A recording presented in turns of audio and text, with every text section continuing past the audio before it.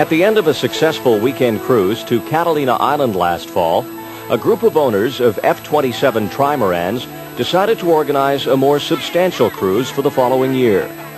They would, they decided, race their boats in the world's largest yacht race to Ensenada, Mexico. Then trailer their boats 350 miles south to the cruising grounds of the Midriff Islands in the Sea of Cortez, where they would spend a week of fishing, diving, and exploring. This is the story of their expedition. In preparation, and to get their adrenaline going, a group of them first took their boats up to windy San Francisco Bay. Such is trailer sailing. A trip that would be a major mission by water becomes just another drive up the freeway. Another opportunity to go sailing. If you've never sailed at the speed of the wind, well, hang on to your hat.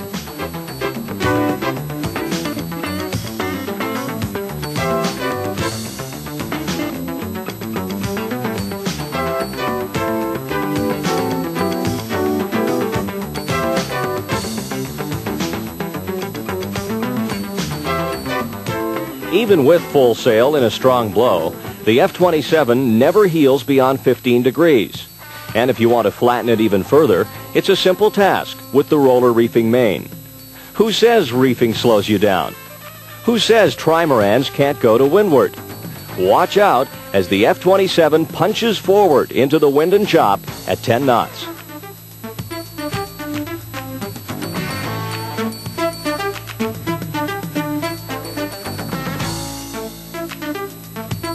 Think we can catch that 35-footer?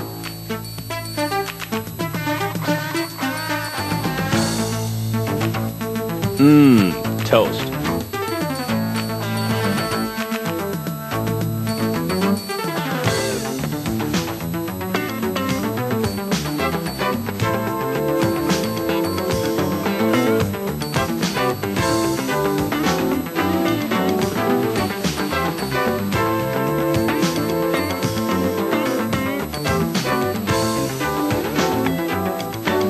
The tiller can be a one-finger exercise, even at speeds approaching 20 knots.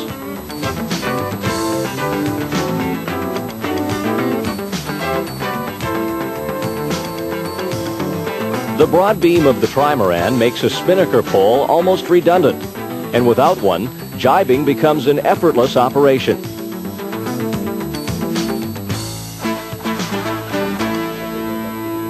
San Francisco was just the hors d'oeuvre. The race and cruise to Mexico took a little more planning and preparation. That sound, Billy. Bells, which will be, essential, could be, and upper and lower radiator hoses. Sunday we leave at noon, 1 o'clock, take about a 4-hour deal down here, get here in the evening. We're still in the ocean breeze. How do we get the boats to Newport? How do we get the trailers to Ensenada? Where's the ramp? What about the drinking water? What about the gas? What about our friends? Can they come too? Well, only, it would appear, if they have an F-27 too. For what other boat can lead the pack of 500 down the coast to Ensenada, then be packed on a trailer and easily taken over land to the fabulous cruising grounds of the Sea of Cortez? It's a perpetual complaint about this most popular of races. There is sunshine and wind at your back for the race itself. But once it's over, it's a long uphill slog to get the boat home. That is, unless you have your trailer waiting in Ensenada and plan to spend the next week instead cruising the warm waters further south. In a part of the world where tradition means something's been around since last Wednesday, there is some real tradition to the Newport Ensenada race. This was the 42nd running of the event, which has been sailed every April since 1948 and seen well over 15,000 sailors enter the 125-mile run to Mexico. The race attracts old traditional schooners like Kelpie, which has been in every race for the past 20 years. Ultralight classics like Ragtime, IOR winners like Treviso, and retired 12 meters such as Newsboy. Jerry Conser, the official photographer of the race, and a fixture in her tiny aluminum skiff and one-woman airplane at the start and finish lines, has almost an embarrassment of nautical riches to record.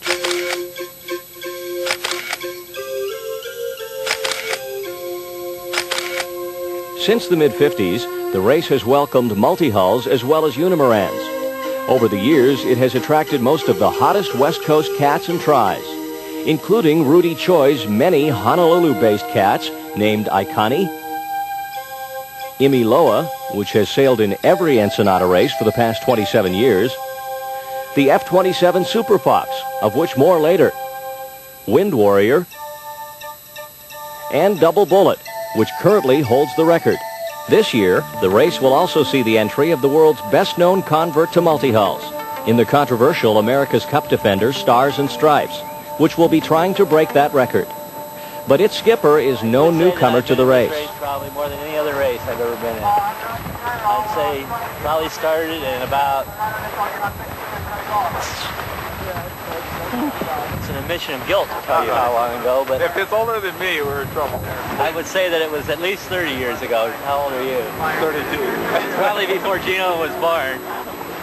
And I had the good fortune of going with a guy by the name of Ash Bound on a boat that calls Carousel. It was one of my mentors, an Owens cutter, back in the old late 50s, middle 50s. He always knew where to go, and so we always did real well in the race. San Diego always kind of had this big rivalry with Newport to see who could win the most trophies. At this time, the Ensenada race was the big race of the year. It was like the major race that everybody wanted to go in. So we used to look forward to that for a long time. Stars and Stripes, possibly the fastest sailboat in the world, is a no-holds-barred day racer, which has had some tiny berths, anchors, and outboards, specially added to allow it to pass inspection for this open ocean race. The F-27s it will be racing against, on the other hand, are sport cruisers, designed for family sailing and cruising, for strength and seaworthiness, and fun and comfort, as much as for speed. They're equipped with 2 cabins, a warm, finished interior, 5 berths, and a galley, and have been extensively cruised around the Bahamas, Europe, and America. Every year, the Newport Nautical Museum honors past winners and entrants in the Ensenada event. This year, the museum saluted the fraternity that has dominated first-to-finish honors in the race, multi-hullers. In addition to these gentlemen, who we're pleased to have with us tonight, another gentleman who's done several Ensenada races, and has done it with Rudy and Rudy's design boats, and that's the gentleman you all know, Buddy Edson. Buddy? As we all know, there are only 3 kinds of boats. There's a cat, a half cat, and a cat and a half. I want to say that I'm very happy to be here to greet friends. I won't say old friends, friends that I've known a long time. And starting at the end of the line there, Bob has invited me to sail on his boat. Never had the opportunity, really, and I'm looking forward to the next one. I'll send my chauffeur over to pick you up later. You have the right attitude.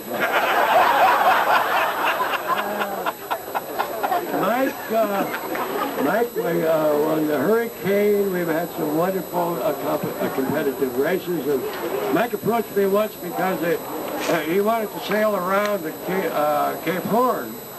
He was looking for sponsors. I said, why don't you try Forest Lawn?